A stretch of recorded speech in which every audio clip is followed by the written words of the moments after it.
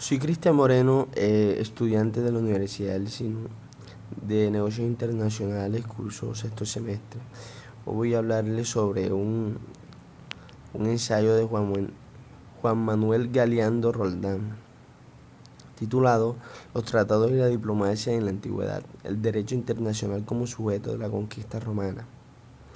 En resumen, el derecho internacional, a diferencia de lo que sostuvo la doctrina clásica, no es una invención de la modernidad, sino más bien una consecuencia de la civilización. En este sentido, el presente trabajo sostiene que los romanos, desde sus orígenes tempranos, han hecho del derecho internacional el modo normal conforme el cual se vinculaban los pueblos. Este breve ensayo aborda el estudio de diferentes eventos históricos de los primeros siglos de Roma para identificar de qué manera los tratados y la diplomacia operan como herramienta de legitimidad de las conquistas romanas. Como introducción, muchos autores, aún ubicados en los orígenes del derecho internacional público como si esto fuese posible, a mediados del siglo XVII argumentan que este derecho no es más que un resultado de la paz de Westfalia de 1648, cuyo tratado establece, según afirman, por primera vez un texto jurídico el reconocimiento de la igualdad soberana de los estados. En este sentido contrario, desde hace prácticamente un siglo, una corriente doctrinaria ha venido sosteniendo que en realidad el derecho internacional público no es una invención de la modernidad, sino más bien una consecuencia de las civilizaciones. Y, en razón de ello, es difícil precisar sus orígenes, cuando este derecho parece haber existido siempre. Desde el mismísimo origen legendario de Roma hasta finales de la República y aún durante la etapa de expansión del imperio, los romanos han sabido desarrollar una eficiente estructura militar, a diferencia de lo que parecía indicar la creencia popular. Y aun cuando la ventaja militar fuese evidente, el uso de fuerzas no fue el modo normal por medio del cual los romanos se relacionaron con otros pueblos. Muy por el contrario, a partir de este estudio de fuentes históricos, es posible afirmar que los romanos hicieron el derecho internacional la base de la conquista desde sus orígenes tempranos. Las instituciones jurídicas aplicadas por excelencia fueron los tratados, o foedus, y la diplomacia, término propio de la modernidad, sin importar si la regulación de las conductas se daba en una relación de poder entre pares notariamente desbalanceado en favor de Roma. La función de los feudus siempre fue la de establecer un orden funcional a los intereses de URB, ya sea en lo relativo a cuestión militar, comercial, social, etc. Con la celebración del foedus y más allá de la conciencia de obligatoriedad religiosa, en mayor o menor medida según el periodo histórico, que este per se despertaba en los foederati. La diplomacia romana aparecía como una forma de exigir, garantizar y cumplir la ejecución de lo acordado, romanizando entradas así en una segunda etapa. Por medio de estas páginas me propongo alcanzar un objetivo más que modesto.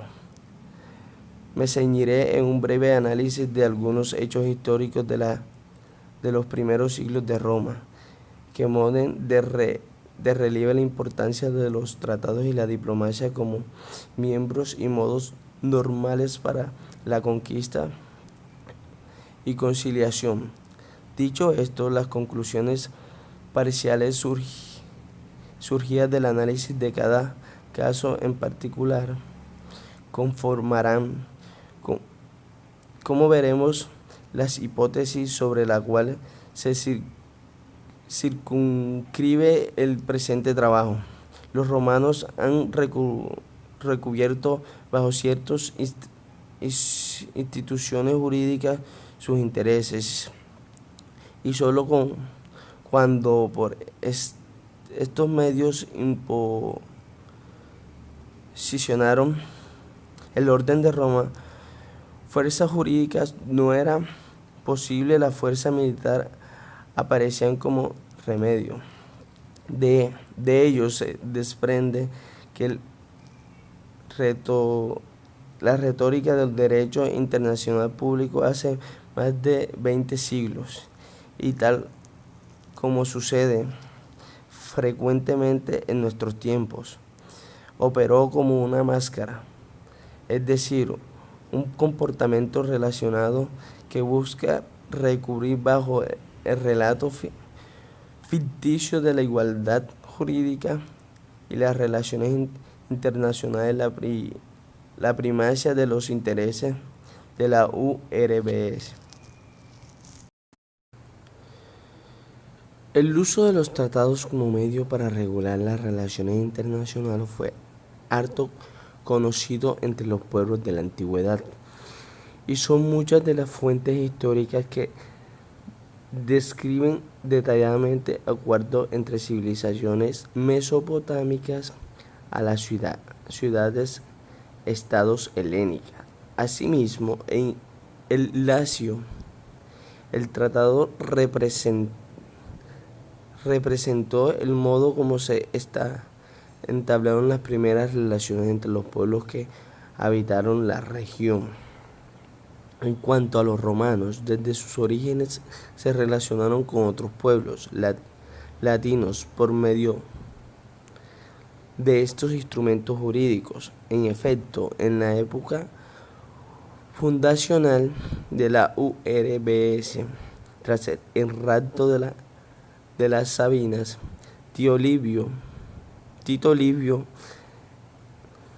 relata que los reyes de Roma y de Cures, ciudad principal de los Sabinos, celebraron un tratado por el medio del cual se pactó no solamente la paz, sino la unión de ambas naciones, la unificación de los autores real, Conciacan y el establecimiento en Roma de la capital del imperio. Por su parte, los romanos, a fin de hacer los sabinos alguna concesión, tomaron el nombre de Quirites, derivado de Cures. Este primero foedus, que asemejaban ser celebrados conforme concesionales recíprocas, foedus aucum, matiza los intereses romanos bajo el mando de la igualdad aparente. Mediante él, los romanos lograron sus cometidos iniciales, aquellos que motivaron y justiciaron, según Tito Livio, el inicio de la guerra con los sabinos, a saber, aseguran las descendencias y afirman la paz que les permite alcanzar la prosperidad y la seguridad, que finalmente posibilitaría la continuidad del proceso expansionista. Conclusión. Algunos autores críticos de la existencia del derecho internacional en la antigüedad sostuvieron que este no pudo haber existido porque era imposible identificar conductas reguladas en un marco de guerra permanente. Los eventos históricos que he examinado en este trabajo permiten desechar esta posibilidad y reafirmar una vez más que los derechos internacionales fue un modo normal por el medio del cual las civilizaciones de la antigüedad entablaron sus relaciones. A pesar de sus contradicciones, los autores citados hasta aquí, algunos de ellos fueron contemporáneos a los hechos que narran, coincide en que los romanos hicieron de la práctica de los tratados y la diplomacia, en particular, el eje de la política exterior. En efecto, como he adelantado anteriormente, el derecho internacional fue la herramienta fundamental del proceso expansionista de Roma. Sin perjuicio de lo afirmado en el párrafo anterior, claro está que para cumplir con los fines de los foedus debían ser respetados por los feudatari. En este sentido, el cumplimiento de los tratados en la antigüedad tuvo un carácter profundo, religioso y a la vez práctico, en donde la diplomacia romana operaba hábilmente. Consecuentemente, la violación de los tratados y el rechazo de las embajadas justifica el inicio de las acciones bélicas, uso de la fuerza. La palabra Dionisio de Alicanso, cuando describía la función de los feciales, quienes se encargaban de la reacción con otros pueblos en la época arcaica, son particularmente esclarecedoras en este fin. Los feciales deben cuidar de los romanos, no emprenderán ninguna guerra injusta contra una ciudad aliada. Si otros inician la violencia de los tratados, enviar embajadores y, en primer lugar, pedir de la palabra satisfacciones, y si no escuchan sus peticiones, entonces declarar guerra. Finalmente, sin perjuicio de que los tratados que he mencionado presentemente, grandes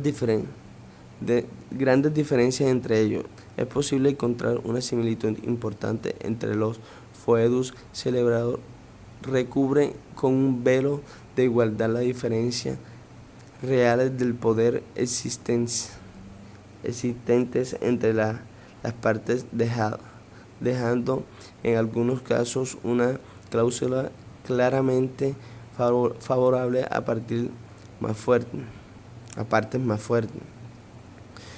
Considero que el hecho de que a lo largo de muchos siglos esta práctica diplomática se haya ejercido sin variación, no